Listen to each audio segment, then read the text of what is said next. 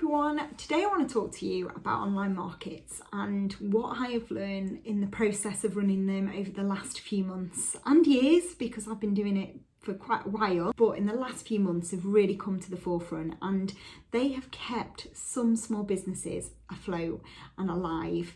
But it's tough, and it's understanding and sort of managing expectations and mindset, looking at preparation and content, but also setting targets for things that you can control.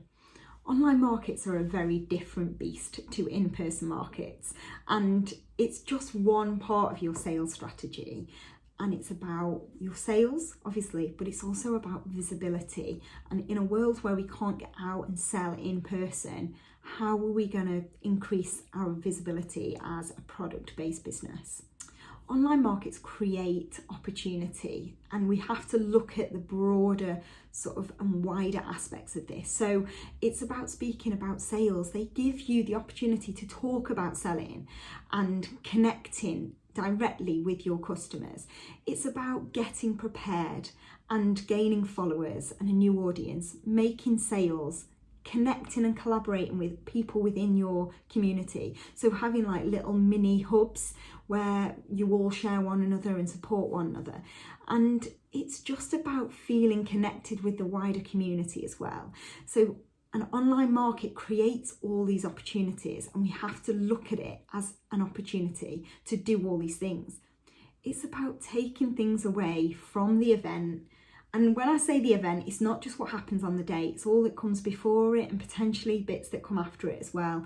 And learning about what worked and what didn't work. Learning about what bits to take away and what you would replicate. And also setting targets for things that you can control. Unfortunately, we cannot control the people making the purchases at the other end. If you zoom out for a moment and put yourself as a customer, when you go online and you're going to purchase, sometimes they're just repeat purchases, so you know what you're doing. But those times where you're going to make a purchase with somebody you've not connected with before, what are those feelings that you feel? What's the bit that stops you or makes you wary of purchasing? Because this is potentially what you have at an online market. People see you, and if the website doesn't sort of work smoothly for them, then that could stop them. It could be something like the coupon that you might have given doesn't work. It might be that something totally out of your control, that the oven's pinged, or the children need help, or the mother-in-law's wrong, or whatever. There's so many barriers online, whereas when you're on a one-to-one with somebody at a market, you don't have that many things that can interact and break that potential connection and break that potential sale. So if you put your customer hat on and look at your website or your marketplace, what things can you sort of think that could potentially create a barrier? Because if you can minimize those things, minimize the potential barriers on your end, then the only thing that could create a barrier is not knowing you and having a lack of trust, and also all the external things that happen. And of those two things, we can address one of them.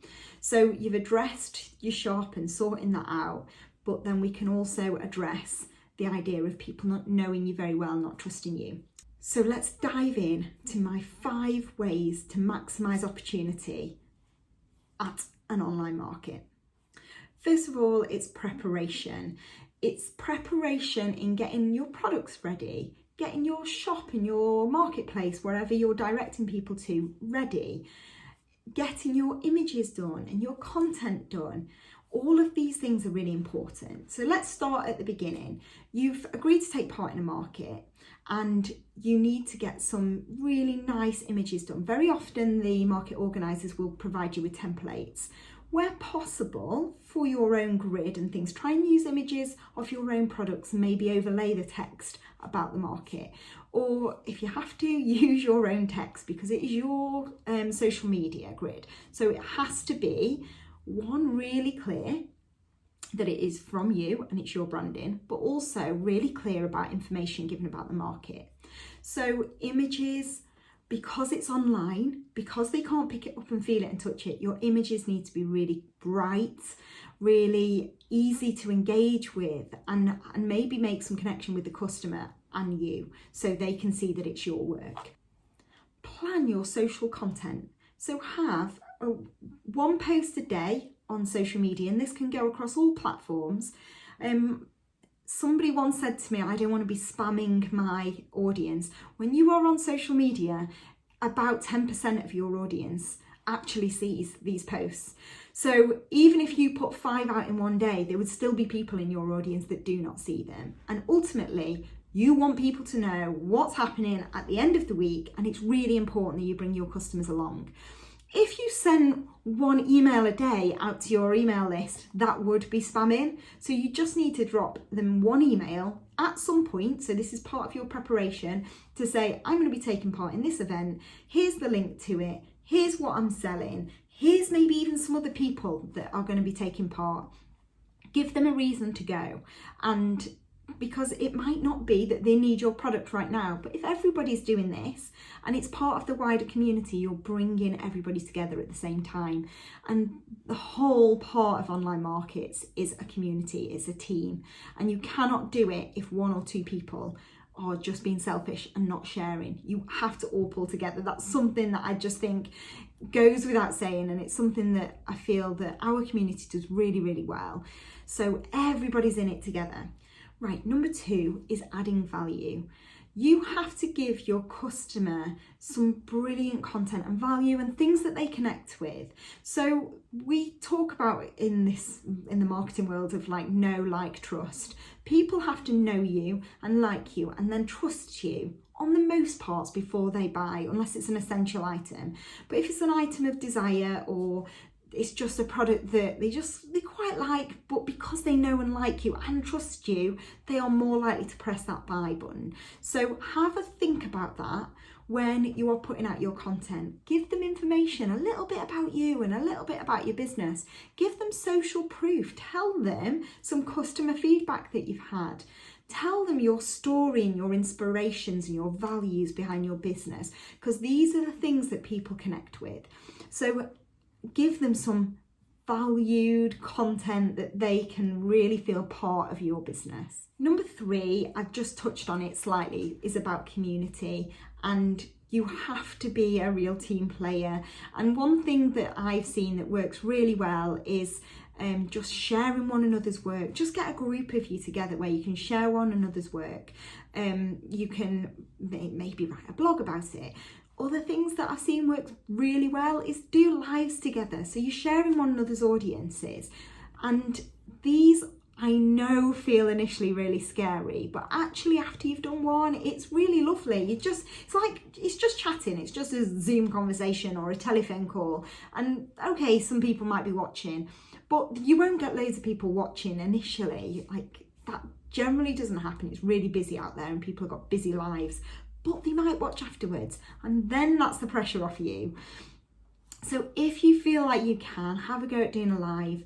Do videos as well. There's another thing which I actually missed out on preparation. Do some content of you, and it doesn't have to be you talking. It could be work in progress, or time lapse of you making something, or wrapping up a gift, or time lapse of your stall set up. That's often a really nice way to sort of show people you as a person and how the business comes together.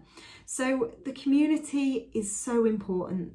And when you're all supporting one another on an online market day, it just makes it feel so much more special. Number 4 is about mindset and managing expectations. So we have to zoom out, like we just did a minute ago, and have a look at what our offering is as a customer. Try and put your customer hat on and take all that and minimize any parts where they'll break down.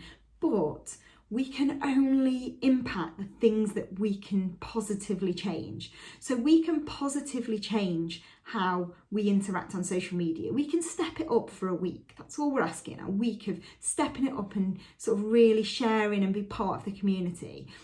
But also, this is not your whole sales strategy in 1 week or 1 day. This is just one part of it. And you are, by being more active, you are being more visible. By being more active, more people will find you and like what you're doing. Some people might not, but that's fine. They might not be your customer. And whilst you might not get sales as a direct impact or result of doing this particular online market. It's all part of a wider visibility and wider strategy. And you know, as I've said before, you can't manage whether somebody presses purchase, but what you can do is give them enough reasons to press purchase. So give them enough information about you, tell them all your USP and all of the bits that I've just mentioned before. And then if you feel like you've done everything you can, the sales will come down the line. It's a little bit like SEO. What you've changed now on your search engine optimization on your website will impact you in about 3 months, maybe even later. And so everything we do now, and it's the same as what I do within my business, everything I do 1 month will probably have a greater impact in about 3 to 6 months time. And so you've got to look at it in the long-term strategy. So managing mindset can be tricky about an online market, but most of them are much less expensive than in-person market. The risk inherently is less than if you went to a market. Just see it as an advertising opportunity. It's a visibility opportunity. It's the opportunity to connect. And then if you do all of these things, then fingers crossed for you, the sales will happen. But just keep positive. Keep going. And the other thing to be is present, okay? If you went to a market, set up your stall and walked off, you would not get any sales because there'd be nobody there to take the money. So if you do that with an online market, it will work in the same way. You're not there. But we don't recommend you sitting and staying the whole time at your desk for the whole 9 hours or 10 hours, whatever it's running for. But if you do a little bit in the morning and plan and schedule times where you're going to be at your desk to answer questions or to be on social media and interacting. So have a schedule for your day. And that leads nicely into number 5, which is be present and set targets. So just be present on the day. Be present in the week up to it. So this is your golden ticket to tell everybody that you are selling on this day. Woo! Big red flag for this day. Everyone come down, bring your friends, bring your family, and tell them about it. And when I'm running events, I will get on to my on my social media channels. I will do all that, but I'll also get on to my friends and family and say, did you know this is happening today? Because even if you get a sale from your auntie or your granny or your mum or your sister or brother, whatever, it is a sale on that day and you made the opportunity to get the sale off them. They might not have needed that product that day. They might have bought it in 3 months' time, or they might have gone, I should have done this, and then nipped to the local supermarket and bought something. So you are giving yourself this and creating opportunities for people to buy off you. So tell as many people as possible that where you're going to be and when you're going to be there. So being present is really important. And as I say, that is not all of the time. That's just showing up at points along the way. And then set targets. Setting targets is all about, again, kind of links in with managing expectations. Only set targets for things that you can control. So set targets on how much you post. Set targets on who you get, like even a target like I want to make a reel. So my target is to make a reel on Instagram.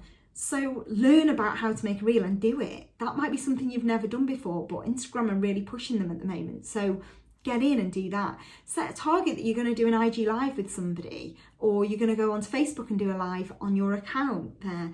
Set a target that you are going to create an email list, and then you're going to email out people by the time it comes to Christmas, and you're going to do, so set targets for things that you can control.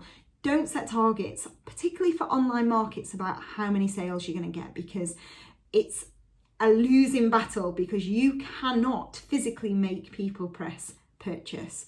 Whereas with your chatter, when you're at a market and you're going, oh, but this would suit you really nice, you can potentially persuade a customer to buy, but that can't happen online. It doesn't, that one-to-one interaction is not there.